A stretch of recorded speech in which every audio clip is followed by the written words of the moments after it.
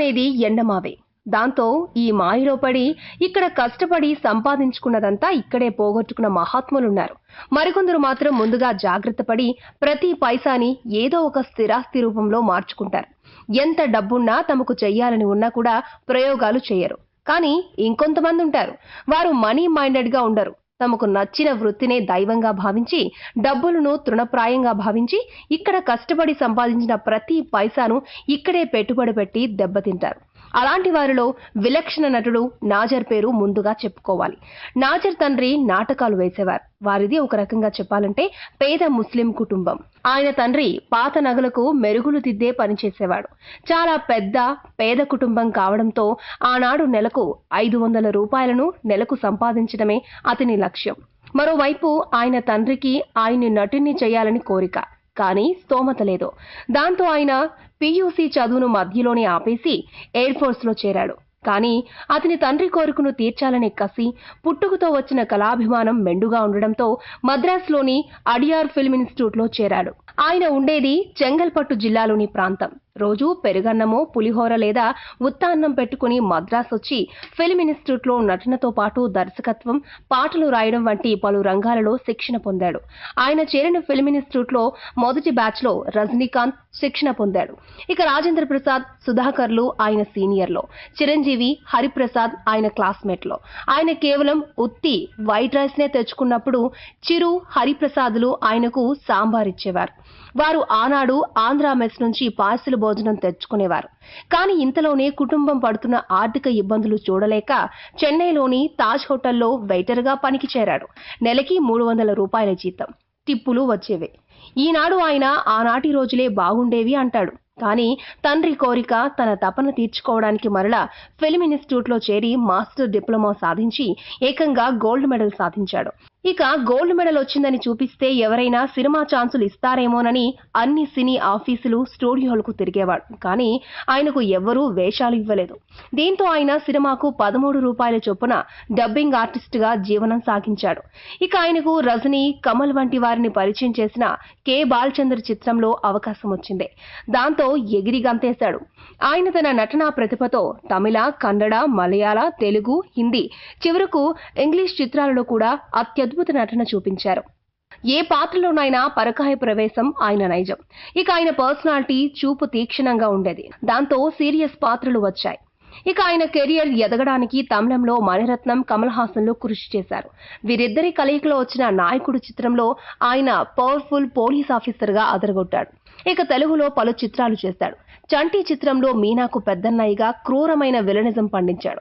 ఆ తర్వాత మాధవి ప్రధాన పాత్రలో వచ్చిన అత్యద్భుత చిత్రం మాతృదేవోభవలో మాధవికి భర్తగా, డ్రైవర్గా, నలుగురు పిల్లల తండ్రిగా, మానాలని భావించిన మద్యమును ఆపలేని అసమర్థునిగా చనిపోయే పాత్రలో నవరసాలు పండించాడు. ఇక ఆయనకు కమల్ హాసన్ విచిత్ర సోదరులు, ముంబై ఎక్స్ప్రెస్, దేవర్ మగన్ చిత్రాలలో అవకాశం వచ్చింది. ఆ దేవర్ మగన్ మూవీనే తెలుగులో క్షత్రియ పుత్రుడిగా అదరగొట్టింది. ఆయన నటన కమల్, శివాజీ గణేశన్లకు ధీటుగా సై అంటే సై అన్నట్లుగా సాగుతుంది. ఇలా డబ్బైన ఈ చిత్రాన్ని మరలా హరికృష్ణ, నాగార్జున కలిసి సినిమా తీశారు. ఇక కమల్ మణిరత్నంలతో పాటు రజనీకాంత్ కూడా బాబా, నరసింహ, చంద్రముఖి వంటి అవకాశాలిచ్చాడు. కానీ తెలుగులో మాత్రం ఆయనలోని సంపూర్ణ నటుణ్ణి పరిశ్రమ వినియోగించుకోలేకపోయింది. ముఖ్యంగా మహేష్ బాబు, నాజర్ అన్న, అతని నటనన్న ఎంతో ఇష్టంతో పాటు ఆయన నటిస్తే హిట్ అవుతుంది అనే సెంటిమెంట్ కూడా ఉండేది. పోఖ్రీలో మహేష్ తండ్రిగా, కాలులేని వాడిగా ఆయన చూపించిన ఎమోషన్స్, దూకుడు తర్వాత చేసిన బాద్షాలో స్ట్రిక్ట్ మిలిటరీ ఆఫీసర్ గా చేస్తూనే ఆయన పూయించిన హాస్యం అన్నీ అత్యద్భుతాలే. ఇక ఆయనలోని నటుణ్ణి గమనించిన అమీర్ ఖాన్ పిలిచి మరీ లగాన్ చిత్రంలో ఆనాడే వేషం వేయించారు. అటు తమిళంలో, ఇటు హిందీలో మాధవన్ నటించిన సాలా కద్దూస్ లోను, తెలుగులో దానికి రీమేక్ గా విక్టరీ వెంకటేష్ గురువులోనూ 3 భాషల్లోనూ నటించాడు. ఇక ఆయన కెరియర్ మంచి ఊపులో ఉన్న దశలో సినిమాలపై తనకున్న ప్రేమను దాచుకోలేక తనలోని దర్శకుణ్ణి బయటకు తీసి తానే 4 చిత్రాలు నిర్మించి దర్శకత్వం వహించాడు. మొదటిగా తాను మరో గొప్ప నటి రేవతితో తన నిర్మాణ దర్శకత్వంలోనే అవతారం తీశాడు. రెండో చిత్రం దేవతై. ఇందులో నాజర్, కీర్తిరెడ్డి, వినీత్లు నటించారు. తాను, రోజా కలిసి నటించిన మాయన్, మోహన్ లాల్, సిమ్రాన్లు ప్రధాన పాత్రల్లో పాప్కార్న్ అనే 4 చిత్రాలను నిర్మించి దర్శకత్వం వహించారు. దాంతో అప్పటి వరకు నాడున్న అతి తక్కువ రెమ్యునరేషన్ లో సైతం రూపాయి కూడబెట్టుకున్న సొమ్ము మొత్తం ఈ సొంత చిత్రాలలో పోగొట్టుకున్నాడు. కానీ దానినే ఆలోచిస్తూ కూర్చోకుండా ఇంకా తనకు వచ్చిన అవకాశాలను చేస్తూనే ఉన్నాడు. నాజర్ చెప్పకపోయినా కమల్, మణిరత్నంలో మాత్రమే ఆయన్ను బాగా ఆదరించారు.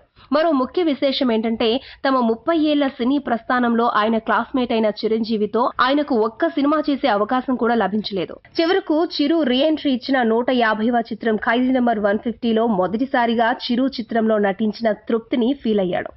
నాటి గత జ్ఞాపకాలను నెమరవేసుకున్న ఆయన కన్నీళ్లు ఆగలేదు. కానీ ఆయన ఏనాడు తన విధిని తప్పు పట్టుకున్నాడే గాని కమల్, మణిరత్నం, రజని, చిరు వంటి వారు అవకాశాలు ఇవ్వలేదే అని ఏనాడు బాధపడలేదంటాడు. అంతేనా, అంత సొమ్ము పోగొట్టుకున్నారు కదా అంటే ఇవన్నీ సినిమాలలో కామన్.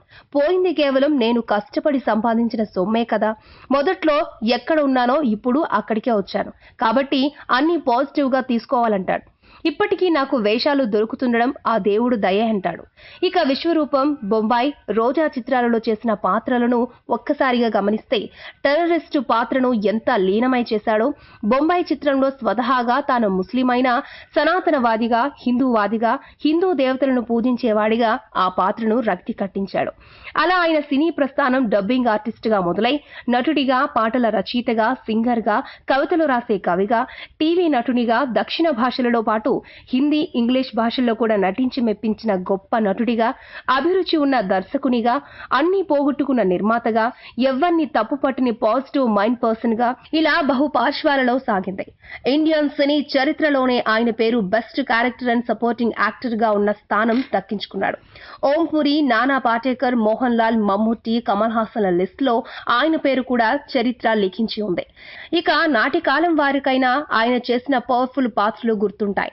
మరి ఈనాటి తరానికి ఆయన దేశవ్యాప్తంగా సంచలనం సృష్టించిన Baahubali the beginning, Baahubali the కన్క్లూజన్లలో కపట బుద్ధి కలిగిన బిజ్జల దేవునిగా, ఒక చేయి వికలాంగుడైన విలన్ గా, భల్లాల దేవును రాజును చెయ్యాలనే కుతంత్రాలు చేసే పాత్రలో ఆయన మరోసారి దేశ విదేశాలలో మరలా అందరూ తనపై ఫోకస్ పెట్టేలా చేయగలిగిన నిజమైన సినీ ప్రేమికుడు నాజర్ అనే చెప్పొచ్చు. ఇప్పటికీ ఏమీ లేకపోయినా నాకేం అన్నీ ఉన్నాయి, నాకంటూ ఇంకా జీవం ఉంది, నాకంటూ పాత్రలు వస్తున్నాయంటూ ఆయన గర్వంగా చెబుతూ ఉంటారు. అలా ఆయన పేరు సినీ చరిత్రలో లిఖితమై రాబోయే తరానికి కూడా మార్గదర్శకం అవుతుందనడంలో సందేహం లేదు. ఈ వీడియో మీకు నచ్చితే ఓ లైక్ కొట్టండి, మీ ఫ్రెండ్స్ కు షేర్ చేయండి. ఇలాంటి డిఫరెంట్ వీడియోలను మరిన్ని చూడాలనుకుంటే మా యూట్యూబ్ ఛానల్ ను సబ్స్క్రైబ్ చేయడం మాత్రం మరవకండి.